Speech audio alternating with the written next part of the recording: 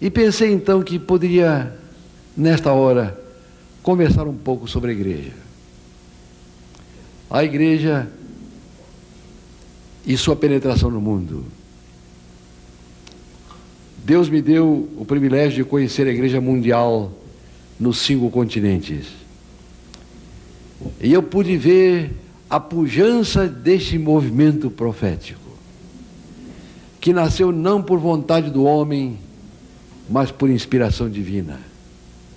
Um movimento que avançou de fé em fé, de glória em glória, de triunfo em triunfo, e alcançou o mundo de tal maneira que nenhuma igreja em nossos dias tem a penetração do adventismo. Nós não somos a maior igreja. Estatisticamente falando, ainda somos uma igreja pequena. Mas nenhum movimento religioso penetrou em tantas nações como os adventistas, nenhum movimento religioso prega em tantos idiomas e dialetos e publica a sua literatura em tantos idiomas como o adventismo. Há um texto na Bíblia que eu gostaria de aplicar ao movimento adventista hoje. São Lucas, capítulo 23, me parece. Não, São Lucas, capítulo 12, versículo 32. Não temas, ó pequeno rebanho, porque a vosso Pai agradou dar-vos o reino. Não temas, ó pequeno rebanho. Há um pequeno hino cantado nos acampamentos de jovens. Somos um pequeno povo muito infeliz. E eu tenho pensado que quase não podemos mais cantar esse corinho, porque não somos mais um pequeno povo. Somos um povo feliz, mas não somos mais um pequeno povo. Somos já quase 6 milhões de membros e, de acordo com as estatísticas do Departamento de Arquivo e estatísticas da Associação Geral, as computadoras desse departamento fizeram projeções para o futuro. E se mantivermos o crescimento que estamos tendo agora, seríamos no fim desta década, 10 anos daqui para o futuro, seremos aproximadamente 12 milhões de adventistas. Em outras palavras, dobraremos o número de membros e somente na África teremos a metade dos adventistas, 6 milhões de adventistas na África. Irmãos, Deus tem dirigido essa igreja em forma surpreendente. Eu vou contar agora alguns pequenos incidentes. E depois vou rapidamente mencionar a minha viagem à Rússia e alguns países comunistas. Alguns dos irmãos não existiam na década de 40. A igreja na Colômbia vivia os seus momentos mais difíceis.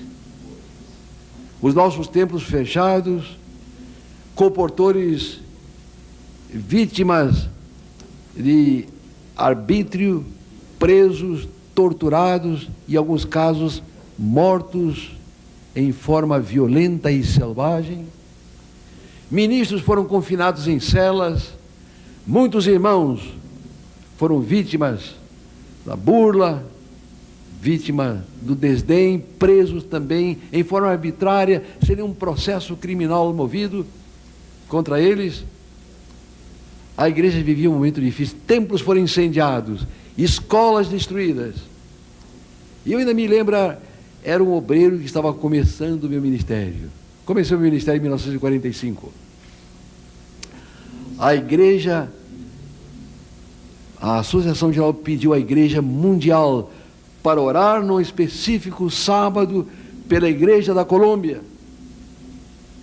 Houve um jejum especial, houve um programa internacional de oração e a igreja fez naquele sábado. Na segunda-feira caiu o regime, houve um golpe militar. O novo presidente foi indicado pelas Forças Armadas. As liberdades foram restauradas, as franquias foram outra vez confirmadas. E a igreja adventista voltou a desfrutar paz e prosperidade. Irmãos, se há algo que Impressiona o coração visitar a igreja na Colômbia. Ver o fervor, o zelo, a dedicação, o entusiasmo, a paixão por almas que caracteriza a igreja na Colômbia. Uma igreja vibrante com um notável futuro. Milhares e milhares de membros. As estatísticas estão sempre atrasadas porque os batismos se sucedem com impressionante frequência. Mas agora vamos à África, irmãos. Há um bonito país bem no coração da África chamado Uganda. Uganda é a pérola africana, um lindo país, ainda primitivo, mas a sua paisagem natural, suas montanhas, a sua vegetação exuberante, dão a Uganda uma característica especial. E os irmãos ouviram falar de um ditador. Como se chamava esse ditador? Idi Amin. Um homem com anormalidades psíquicas. Este homem declarou a igreja adventista fora da lei, tomou os nossos templos, expropriou as nossas escolas, nacionalizou o pequeno hospital da Uganda, e os arbítrios perpetrados por Idi Amin não tinham limites, era um monstro. 1,98 m de altura, um homem com 38 mulheres, muçulmano, intolerante, intransigente, radical. Todos os apelos foram feitos a Idi Amin para atenuar a sua violência contra a igreja. Mas ele foi insensível, continuou com o seu arbítrio, com a sua violência, com a sua discrição. Afinal, irmãos, a igreja orou, Idi Amin foi deposto. Ele fugiu para a Argélia, com todas as suas mulheres e seus 48 filhos. E, irmãos, então aconteceu o milagre. A nação buscava um homem de mãos limpas, um homem comprovadamente de mãos limpas, um homem íntegro, um homem honrado, para presidir a nação.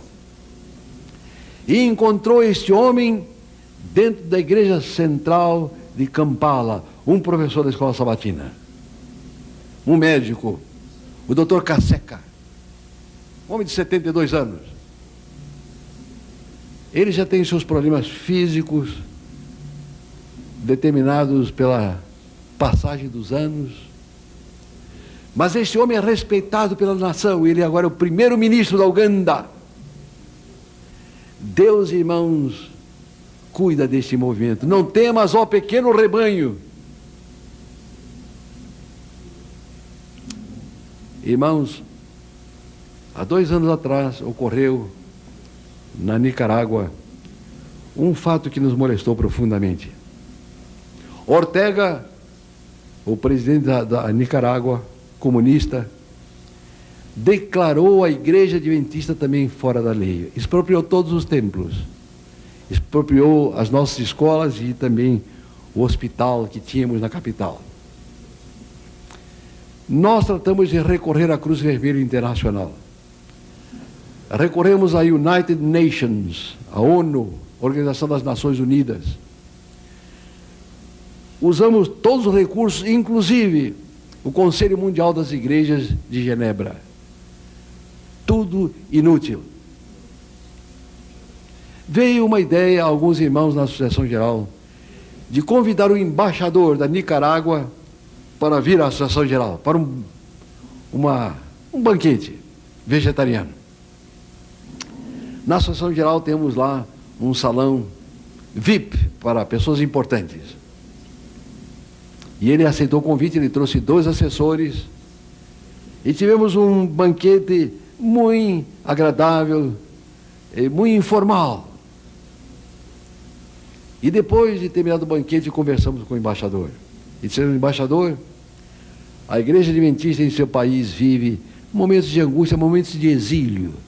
A igreja está fora da lei. E ele regalou 2 olhos. Isso o quê? A igreja adventista em seu país está fora da lei. Temos membros de nossa igreja presos.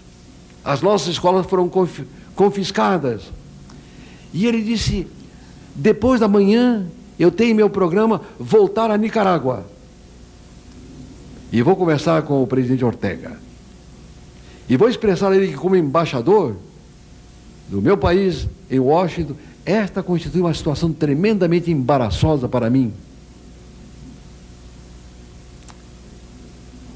Nós tivemos uma oração por ele, oramos, e ele agradeceu o convite que fizemos, e 2 dias depois, ou 3 dias depois, ele voltou a Nicarágua. Ele voltou numa terça-feira. Na sexta-feira recebemos um telegrama, um telex da Nicarágua, informando que no sábado os nossos irmãos se reuniriam outra vez no templo, nos seus templos. Todos os templos foram devolvidos, exceto 2, que já haviam sido transformados como centros da juventude comunista do país, mas o presidente Ortega prometeu indenizar-nos. Todas as escolas foram devolvidas. Mas o que surpreendeu, irmãos, o embaixador voltou da Nicarágua e 5 dias depois ele pediu exílio às autoridades dos Estados Unidos, renunciou à embaixada, ele estava em conflito direto com o sistema comunista, mas, irmãos, ele prestou um relevante serviço no momento final de sua atuação como embaixador. Não temas, ó pequeno rebanho. Eu tenho aqui comigo uma pedra. Quem pode imaginar o que seja essa pedra? O Muro de Berlim. Eu pensei que alguém diria que foi a pedra que Davi usou para derrubar Golias. Irmãos, eu fui convidado para visitar a Romênia no mês de novembro de 1989. Mas o governo romeno me negou o visto e meu passaporte. Eu tentei o visto em Washington, recebi a informação do pastor Ludescher, da Suíça: venha à Suíça, aqui em Berna, e nós vamos conseguir, porque temos boas relações com a embaixada romena aqui, nessa cidade. E embarquei para a Suíça, também me foi negado. A Romênia vivia já momentos difíceis. Os nossos 2 principais templos na capital foram destruídos completamente. Temos naquele pequeno país aproximadamente 80 mil adventistas. As restrições eram terríveis. Não podiam pregar fora dos templos, não podiam transmitir programas de voz da profecia, não podiam imprimir, não podiam ir de casa em casa. Havia um ditador terrível. E nós estávamos em uma reunião de obreiros nas montanhas da Suíça. Uma vez que foi cancelada a minha ida à Romênia, eu ia a outro país na Europa, e enquanto discutíamos os problemas dos países comunistas, uma noite o presidente da União Comunista da Alemanha Oriental, ele disse: irmãos, a coisa mais desencorajadora é não poder fazer nenhuma obra de evangelismo em meu país. Trabalhar sob a pressão da polícia secreta, constantemente vigiando-nos, e perdendo uma média de 250 a 300 adventistas por dia que fogem para o mundo ocidental. Isso é terrível, disse ele, e falou com lágrimas nos olhos. Estavam todos os presidentes das uniões na Europa. Naquela noite, voltamos para os nossos quartos, estávamos em um hotel, e eu liguei a televisão. E vi algo que me chamou a atenção, eu não entendi, era um programa em alemão. Mas a Suíça é um país trilíngue, lá se fala italiano, francês e alemão. Todos os canais de televisão transmitem em 3 línguas. Eu procurei então ouvir em francês ou alemão, em italiano, e pude entender um pouco melhor italiano. Estava caindo o Muro de Berlim. Irmãos, no dia seguinte a imprensa anunciou: caiu o Muro de Berlim. O diretor da obra médica em Berlim, o Dr. Noltz, ele é o diretor de um grande hospital adventista em Berlim, me convidou para ir a Berlim, para ver a euforia nacional. Caiu o Muro de Berlim, surgiu um tempo de liberdade para a nação. Mas os voos estavam todos tomados, os hotéis todos tomados. E disse: o hotel, não se preocupe, nós levaria para a nossa casa, mas foi impossível conseguir um voo para Berlim. Eu fui para Amsterdã, na Holanda, e quando cheguei em Washington, recebi uma estranha correspondência, um fragmento do Muro de Berlim. Irmãos, a igreja viveu nos países comunistas dias de opressão, dias de tirania. Em 88 eu recebi do governo russo, e foi uma surpresa, do governo russo, um convite oficial para participar de uma celebração especial. 1000 anos de presença do cristianismo na Rússia. Um governo ateu patrocinando um programa religioso. No ano 988 foi batizado o príncipe Vladivostok, nas águas do rio Dnieper. Foi o primeiro cristão na Rússia. E agora celebravam 1000 anos de presença cristã. E me deram o visto em 24 horas. E eu embarquei em Washington, rumo a Moscou. A igreja, irmãos, os irmãos sabem, desde a Revolução Comunista, a igreja vivia sempre momentos difíceis. Quando morreu o fundador do comunismo na Rússia, quem foi ele? Lenin. Marx sistematizou a filosofia marxista. Lenin morreu de câncer em 1924. A Revolução triunfou em 1918 e logo depois de sua morte veio Stalin ao poder e começou a implementar a ideia, a filosofia comunista. A religião é o ópio das nações, o materialismo histórico. E as igrejas todas foram declaradas fora da lei. Os nossos ministros foram levados para os campos de concentrações, para campos de trabalho forçado. Mas gradualmente, com a perestroika, com a glasnost, começou a haver uma abertura na Rússia. E eu embarquei com um pouco de apreensão. E a minha apreensão era um pouco maior porque levava 2 caixas com máquinas para os nossos irmãos duplicar as lições da escola sabatina, porque eles duplicavam as lições da escola sabatina à mão. Ou com antiquadas máquinas stencil. Os irmãos se lembram desse sistema stencil? Mimeógrafo.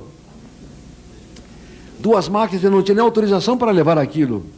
Embarquei, meu avião me levou a Londres. Em Londres passei para um avião da companhia russa. Cheguei em Moscou às 4h30 da tarde. Olhei do avião e me surpreendi logo com a minha entrada em Moscou, que não era esse país pujante que se fala, as estradas poucas pavimentadas nas cercanias de Moscou. A cidade de Moscou é impressionante, o aeroporto dos melhores do mundo. Mas quando eu ia descendo as escadas do avião, eu vi que vinha ao meu encontro o pastor Kulakov, que dirigia a obra na Rússia, o pastor Zhukalov, que dirigia a obra na Ucrânia, alguns homens que imaginei que eram autoridades, e 2 sacerdotes da igreja russa, ortodoxa russa. Eles vieram e me beijaram como fazem todos os russos. E eu aceitei o beijo e os beijei também. É um pouco estranho para mim aceitar esse costume. E os sacerdotes me beijaram com as suas longas barbas fedendo a alho e cebola. E eu os beijei também. As autoridades falando um razoável inglês, com forte acento russo, me levaram para uma sala especial e me pediram os documentos. Eles: não se preocupe, pastor, nós vamos cuidar de toda a sua bagagem.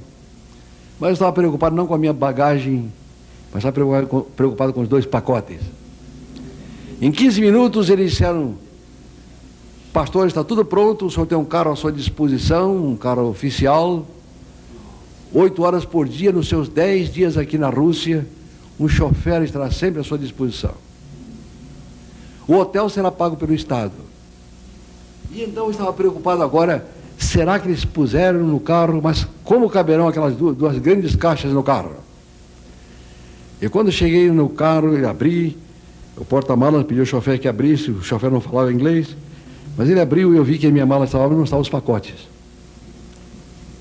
O pastor Kulakov disse: e já puseram uma Kombi oficial, já está tudo, e vou mandar lá para o hotel onde o irmão está. E o que me assombrou foi que nas minhas malas colocaram isto: VIP, very important person.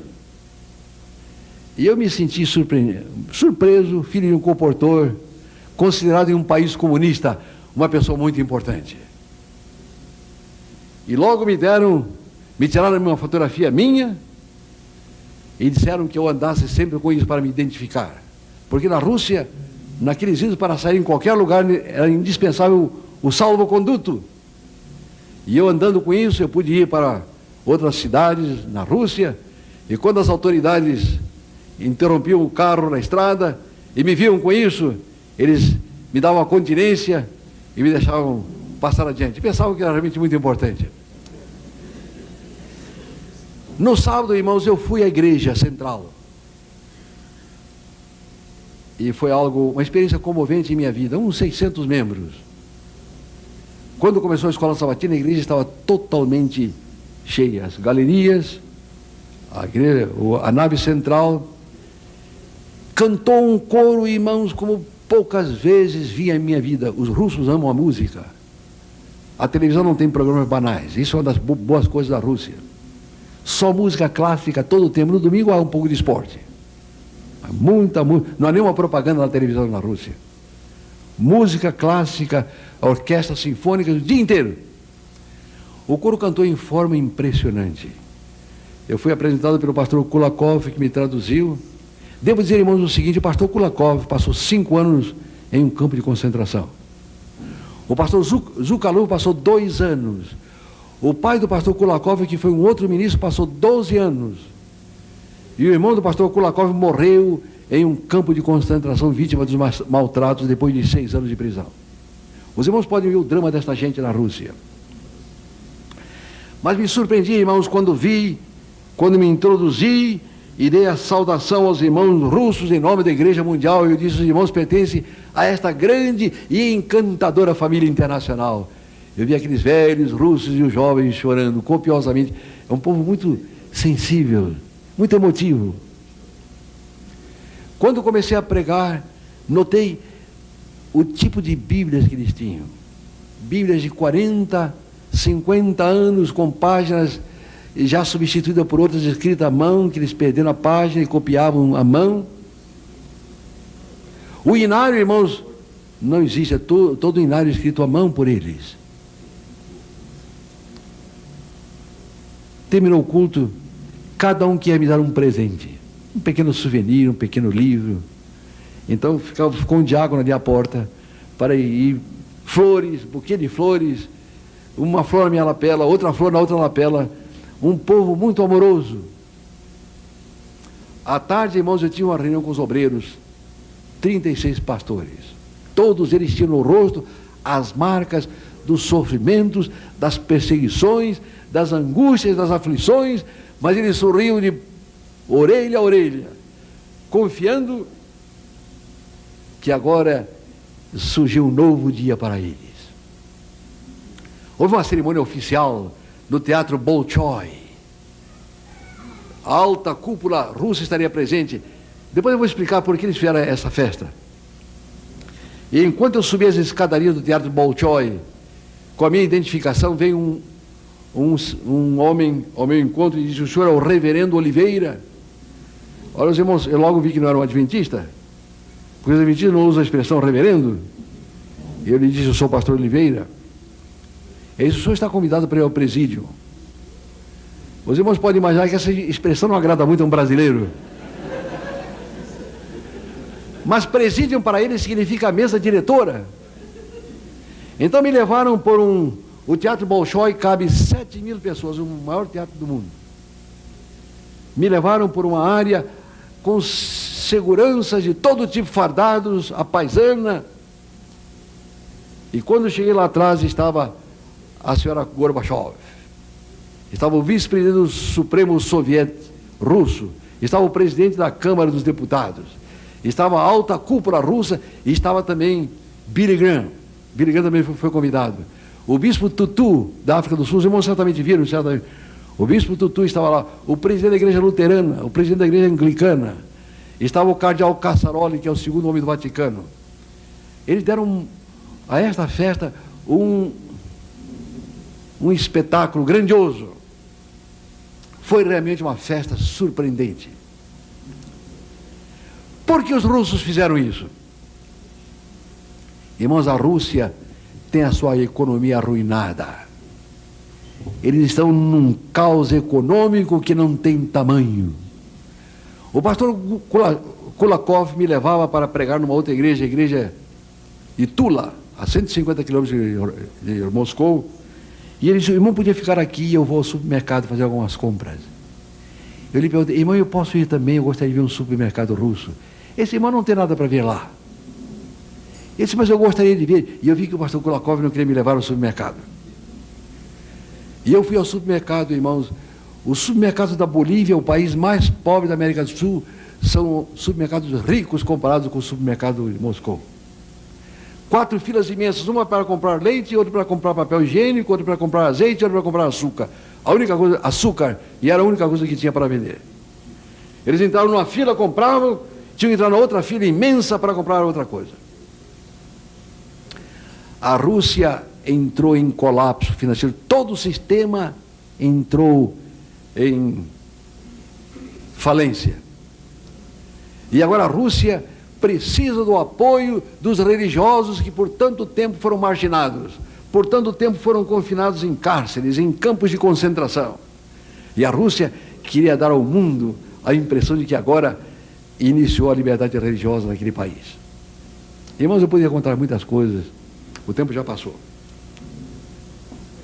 Irmãos, ruiu o muro de Berlim. Os países comunistas se abriram de par em par para a penetração do adventismo. Eu conversei com autoridades russas e eles diziam: pastor, nós precisamos da sua igreja nesse país. Eu sou ateu. Um general russo me convidou para almoçar na casa dele. Ele era o general da aeronáutica. No Brasil não chamamos general, chamamos brigadeiro. Mas me disse o pastor Kulakov, ele é casado com uma adventista. E eu fui à sua casa e me surpreendi, uma casa sem pretensões, uma casa simples para um general. E ele disse: pastor, eu sou comunista, eu sou ateu. Eu pertenço ao sistema partidário que dirige esse país, mas a minha esposa é adventista, a esposa era médica. E eu respeito a igreja de minha esposa, porque tenho visto a influência da religião na vida de minha esposa. E ele me deu algumas sugestões para levar a Washington, de como a igreja podia penetrar na Rússia. Irmãos, fui levado ao seminário adventista. Por 70 anos não tínhamos nenhum seminário na Rússia.